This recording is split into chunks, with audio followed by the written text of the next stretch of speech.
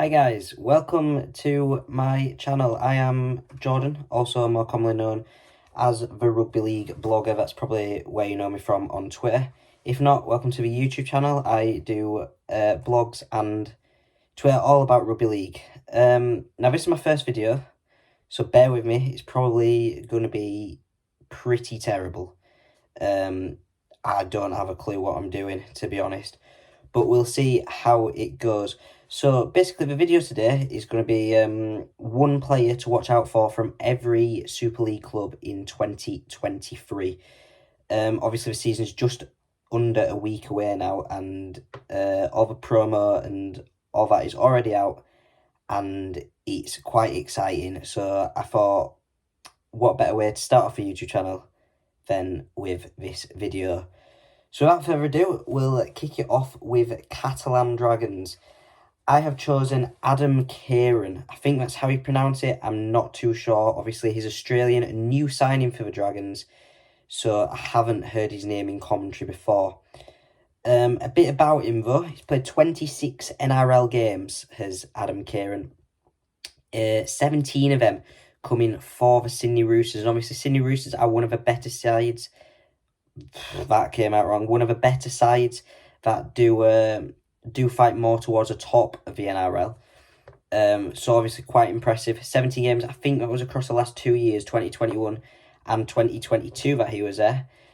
He's known for his versatility. He can play in a lot of areas. His main role is going to be in the centre role for Catalan. But he can also play at standoff and in the hooker position. So it will be interesting to see how that goes. Should he be needed in them positions. But as I say, likely to play in the centre role. I believe he's wearing a number 3 shirt this year for Catalan. And he looks like a very exciting prospect. Obviously, as I say, 26 NRL games, not loads of experience, but obviously the NRL is a more, probably a better league in terms of a talent that they have at their disposal. So it looks to be a good signing coming over for Dragons, and that is why I've chosen him to be the player to watch out for Catalan. Moving on, we have Castleford. It might seem like a bit of a weird one, but I've chosen Gareth Widdop. A new signing again for Castleford. I think it's fair to say wasn't at his best at Warrington. Probably far from it. But actually I looked at his stats today, and they're actually not too bad. 20 tries and 49 goals in the time that he was at Warrington, which is probably better than most people would expect if you do look at how people sort of reacted to his time there. And I think that what that does show is that he has undoubted quality. You just have to look at his resume to see that over 150 NRL games and over 30 for England. Played in, I'm not sure how many World Cups. He definitely played in the 2018 World Cup, I believe. I may be wrong on that, so don't quote me on that, but he has a wealth of experience, and I think this Castleford side will push him to only get better. There's going to be lots of competition there. Although he will wear the number 6 shirt, he's going to have Richardson, McClelland and Hookham all pushing for that position. McClelland and Hookham, obviously young talents with potentially a lot of a big future for them. So it'll be interesting to see how Gareth Widdop goes, but I think he'll go quite well, so watch out for him this year. Moving on to Huddersfield, we have Jake Bibby. Obviously was a Wigan regular last year, came in for injuries, which did show that he can cover him a centre role when he's needed. Show him, again, he has that bit of versatility across a winger and centre roles. And Huddersfield, it's a big signing for them. Obviously, again, as I say, a Super League regular. Quite a bit of experience under his belt in Super League now. It's a big signing for Huddersfield. Jake Bibby, on a personal note, will probably be looking to start 2023 the same way as he did last year. 2 tries against Hull KR in a 24-10 win in round 1 of 2022. So he'll be probably looking to start again that way, and Huddersfield can definitely provide him with a team to do something like that. Obviously, got electrifying pace that can test any defence, so he will be a big talent for the Giants, and that's why I've chosen him to be the player to watch for Huddersfield. Hull FC, now it was only ever going to be between two people, Jake Clifford or Tex Hoy, both coming from the Newcastle Knights in Australia. I've gone with Jake Clifford. Impressed in pre-season, definitely in the Wakefield game, where obviously Hull FC did beat Wakefield quite considerably. Looking at his experience, or 67 NRL games, and did even manage to represent the Prime Minister's 13 at just 20 years old, which shows the level of talent he does have. There's plenty of potential there for that to get even better, and as I say, he did impress in pre-season. Also a ball-playing halfback, which could potentially suit Hull's new style quite well, because as we know, Tony Smith likes to play that attacking style of rugby league, so that could really work well for Hull. Moving on to Hull KR, their player to watch out for. I think I've gone with probably one that may not get as much game time this year, but when he does, I think Phoenix Laulutagege. I don't know how to pronounce that one right either, but I think he will definitely be quite impressive. He's impressed in the lower leagues, especially with Keighley in 2021. He played only 12 games, scored 5 tries for the Cougars, and in that year he got Young Player of the Year. So immediately from the outset, I think he was only 17 years old that year, showing the talent he does have. What we've seen is that's probably not the best defensively. That's kind of shown a bit in pre-season, but obviously he has impressed in pre-season as well. So it'll be interesting to see how he goes. And it is the last year of his deal with the Rovers, so he will be looking to impress to sign on again or get another big club. So PLT is the player that you should watch out for Hull KR. Leeds, I've gone with James Bentley. Obviously, struggled with his discipline last year, but when Rowan Smith came in, that did improve quite considerably. You can see that from his disciplinary record to the back end of last year. And as the RFL probably, or what we've seen so far, is that they're moving towards more fines than bans. It should mean more time on the pitch for Bentley, and more time to be that sort of Jake Connor-esque player, getting under the skin of the opposition, which has shown in recent years to be so useful in Super League. To getting a team an upper hand in a game sometimes. And obviously it goes without saying he has plenty of quality. Played for St Helens before he moved to his boyhood town, Leeds Rhinos. So I definitely think he will improve again this year, and he's certainly the player to watch out for. Moving on to Leigh Centurions, well, it could only ever be one man, couldn't it? Edwin Ipape. He's had a hugely impressive year with Leigh last year. 27 games, scoring 23 tries, and it was from the hooker position, which obviously isn't always the most free scoring of positions. So hugely impressive from him.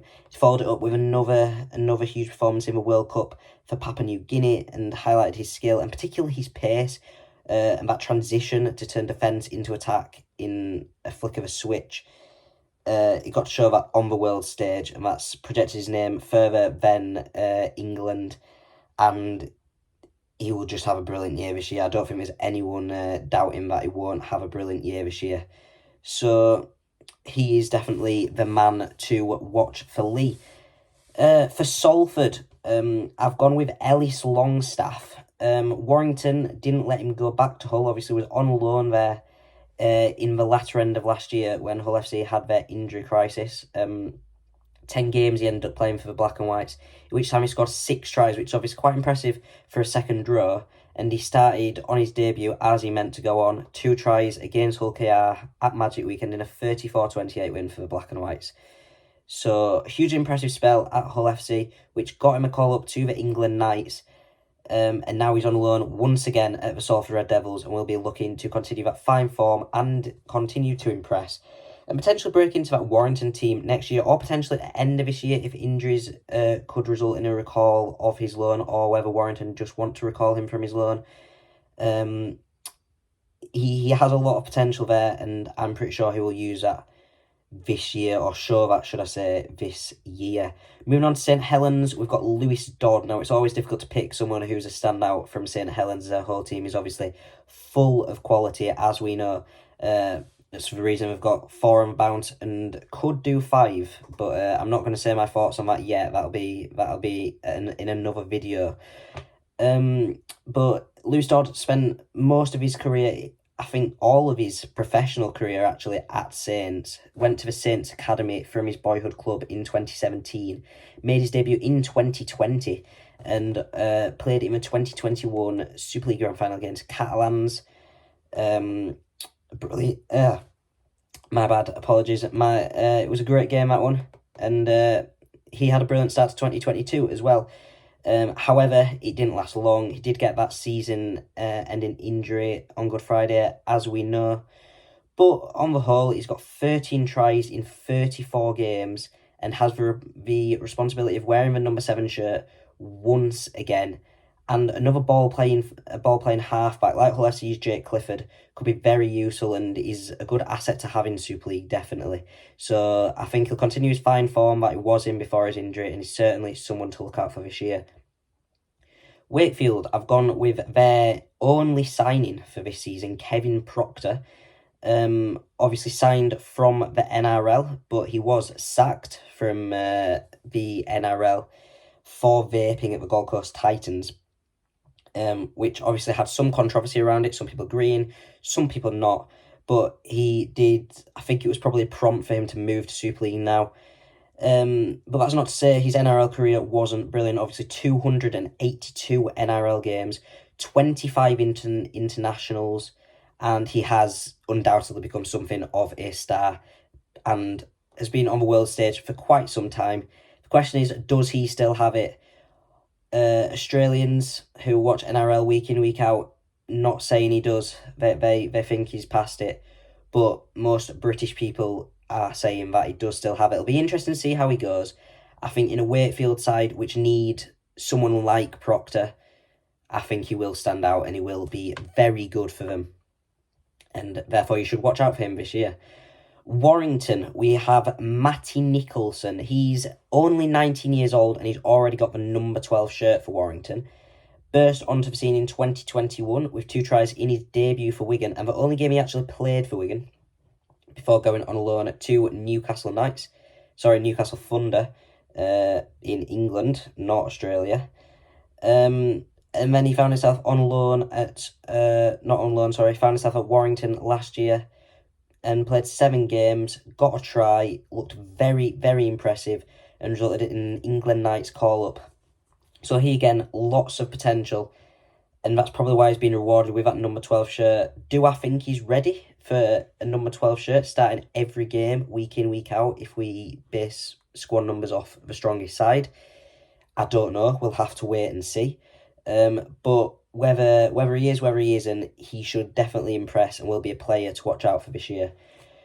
Finally then, Wigan, I've gone with Jake Wardle. He's a new signing for them and has definitely impressed in recent years. If you followed Super League recently, you will know that he has impressed in recent years. And in last year was very, very impressive at his loan deal with Warrington.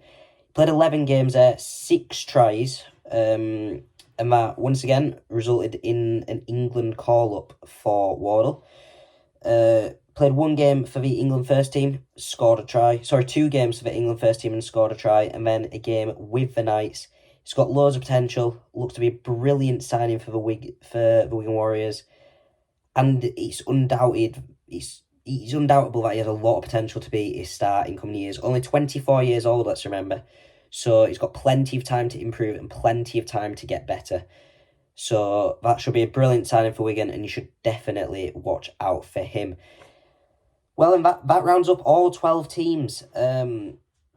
This feels really weird. I'm sorry if it was really bad. And if you're still here at this stage of a video, you are a legend. Thank you for sticking with me.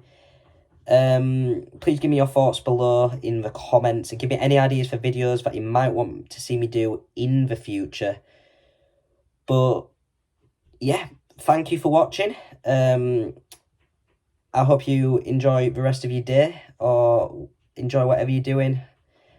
I think I'm going to need to work on how I round out these videos. But yeah, without further ado, please like, subscribe, and thank you for watching. Bye.